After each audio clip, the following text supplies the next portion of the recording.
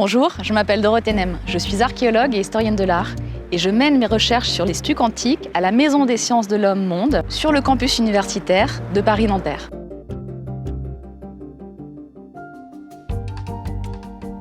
Le projet Stuco est un projet de recherche européen que je mène grâce à un financement de l'Europe dans le cadre d'une bourse Marie Skłodowska-Curie. Je travaille avec l'équipe française du LIMC. C'est l'acronyme de Lexicon Iconographicum Mythologiae Classicae, la plus importante encyclopédie consacrée aux figures de la mythologie grecque, romaine, mais aussi étrusque. Le LIMC, c'est également le nom d'un centre de recherche de renommée mondiale pour l'iconographie antique, qui est actuellement dirigé par Evelyne Priou. Allez, suivez-moi, je vous y emmène. Nous voici dans la bibliothèque du LIMC. Ici, nous avons l'habitude de faire de l'iconographie. Et on me demande souvent ce qu'est l'iconographie et pourquoi est-ce important de l'étudier. Les racines grecques du mot eikon et graphé indiquent qu'il s'agit de l'écriture des images.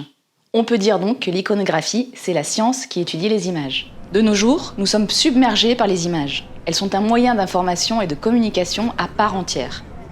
Aujourd'hui comme hier, les images communiquent des informations et elles reflètent la société qui les produise.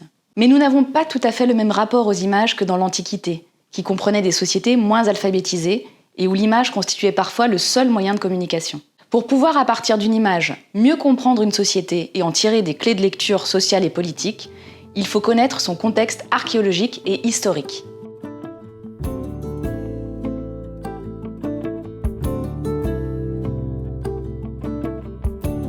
Le projet Stuco s'intéresse à l'artisanat du stuc en Italie pendant l'Antiquité romaine à travers un ensemble de décors en stuc qui provient de grands tombeaux collectifs datés des premiers siècles de l'Empire romain.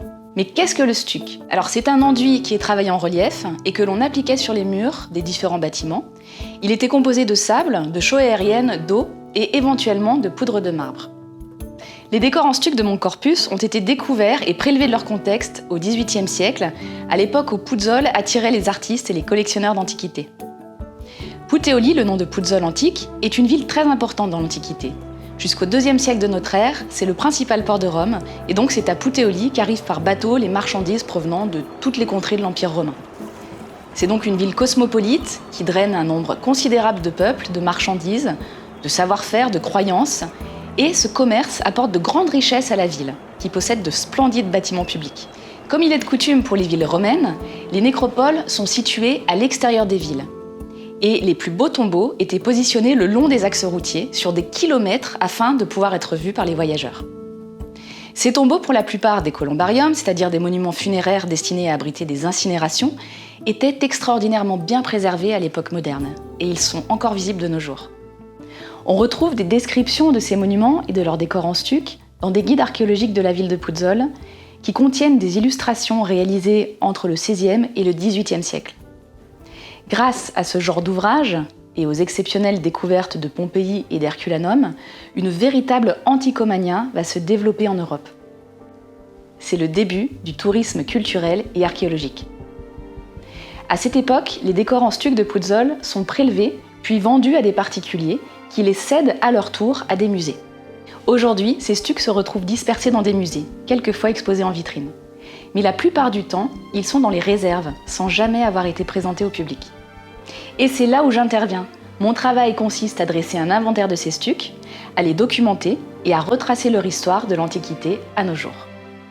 Il y a au total 70 stucs, conservés principalement entre le Musée archéologique national de Naples et le British Museum à Londres. À Paris, le Louvre en conserve un aussi. J'ai pu voir la totalité de ces stucs, et parmi ce corpus, il y a seulement 2 scènes mythologiques qui sont représentées chacune sur un caisson voûté d'environ 43 par 48 cm. La première est conservée dans les réserves du Louvre. L'autre est exposée au British Museum. L'étude iconographique de ces stucs est particulièrement intéressante, et nous allons voir pourquoi.